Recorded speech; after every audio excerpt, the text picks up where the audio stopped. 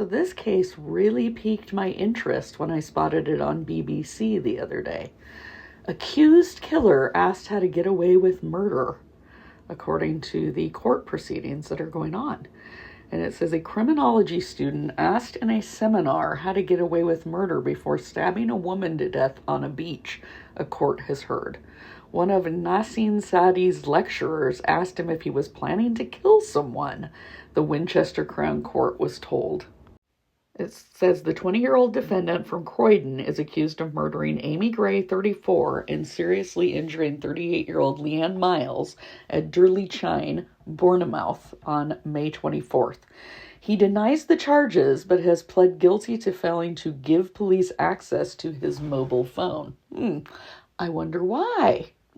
The article says that he spent a month planning the random killing, researching beaches and weapons, the court previously heard.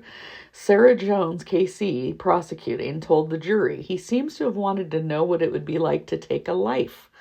The court heard that Mr. Saidi was studying criminology and criminal psychology at the University of Greenwich in 2023.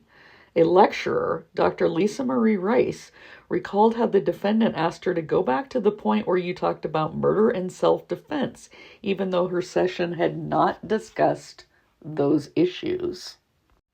I asked him, "You're not planning a murder, are you?" He said no, he was researching an article he wanted to write. That kind of sounds a little familiar. Dr. Rice's partner, Special Officer Pavandeep Singh Anheha, was asked to give a talk to students on policing in November, the jury heard.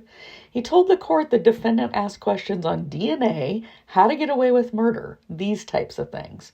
He continued, there were questions along the lines of, if a crime is committed in one area, would that information be shared elsewhere?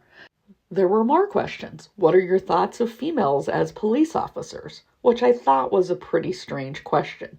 Mr. Singh said the questions, to an extent, were relevant, so he did not challenge them. Previously, the court heard how 2 women were attacked as they sat on the sand watching the full moon after lighting a fire.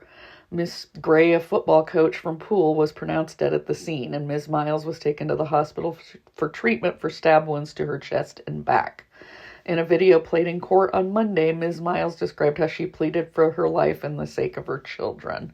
I'll let you kind of pause that and read the rest of that part. Very heartbreaking.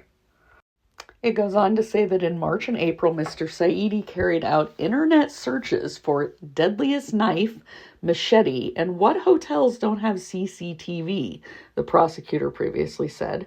He booked a travel lodge in Bournemouth for 2 nights from May 21st, spending one of the evenings watching the film The Strangers, Chapter 1, which portrays a killer with no motive, Miss Jones added. He also booked into a nearby guest house on May 23rd. He told police he could not remember his movements on the day of the attack, suggesting that he may have had a blackout, the jury was told.